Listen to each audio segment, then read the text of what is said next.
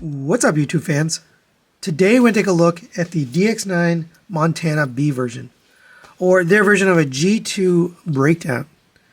So I'm continuing my series in the G2 versions of Sunicons from DX9, and we just got the dead end, so that's kind of why I picked these up, but I never reviewed these. I decided to go back and take a look. This one is probably one of the best looking ones so far. Drag Strip was my favorite, but the paint job on this is phenomenal. Get that nice metallic flecked teal, silver paint, matte black there, purple here along the bottom and the side up here. That looks really good. More black paint there. Translucent yellow here with red and silver taillights. It's a really good looking Lamborghini Countach. You can't open the doors. They have scissor doors. They're a little bit on the loose side, but it does work. You also have opening lights, headlights, and these are also a little bit loose, but you can get them up for display.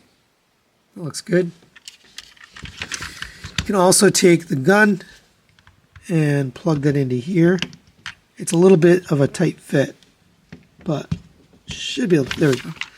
Fit into the top, and now you can drive around. Nice rubber tires with silver painted wheels, rolls beautifully. This is painted really well. For a quick comparison, there it is next to the original DX9 breakdown. And the funny thing is, this was the one that was painted the worst out of all of them. It had a lot of paint jobs, so much so that they actually put out replacement parts so you could get the better paint.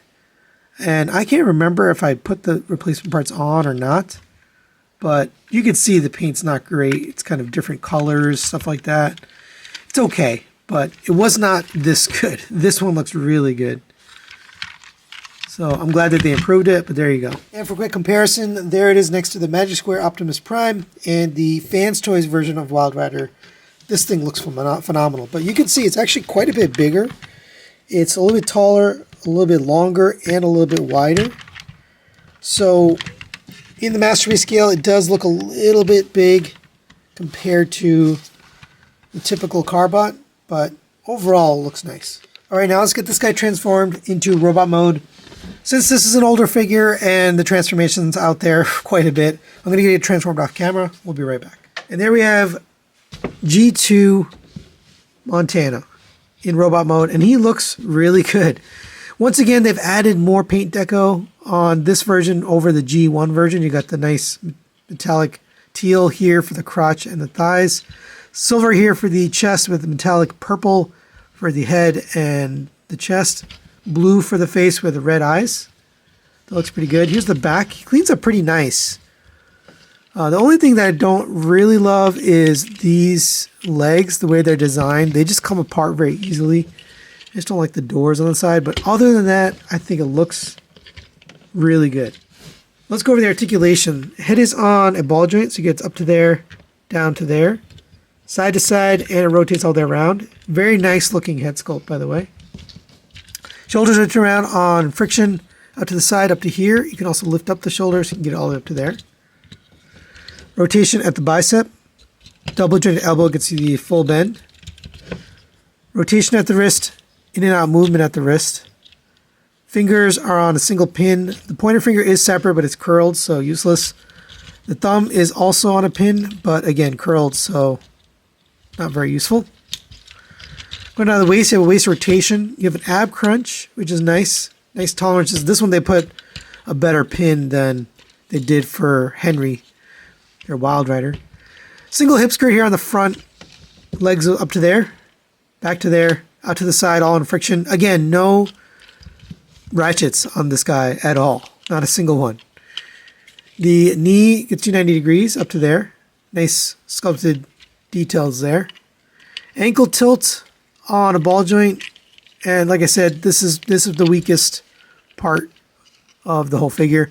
Forward and backward on that ball joint as well. And then you have a toe tilt down. For the accessories, we just get the single blaster here, done in the purple plastic. And this one doesn't actually have a tab. It just sits in the hand. So that's unlike the other ones. But it does hold. It's just you got to close the fingers around it. a little bit loose because there's no tab, but it does work and it looks really nice. All right, for a quick size comparison, there it is next to the Fans Toys version of Breakdown and the Magic Square version of Optimus Prime. Fits in nicely in Robot Mod, about the same height. Now, it doesn't have that magic that Fans Toys has where it kind of shrinks down in the vehicle mode, but it does look good here. So, final recommendations on the DX9 Montana B version. I like this guy. I'm going to give him a 4 to 5 and recommend him. Robot Mod looks pretty good. The feet are a little bit weird the way they work, but overall it works. Vehicle mode looks excellent. I love the paint job. Definitely better than the original, so I'm glad that they stepped it up here. And we're almost done with this set, so we will take a look at Dead End, and we'll be excited to get the Motor Master soon.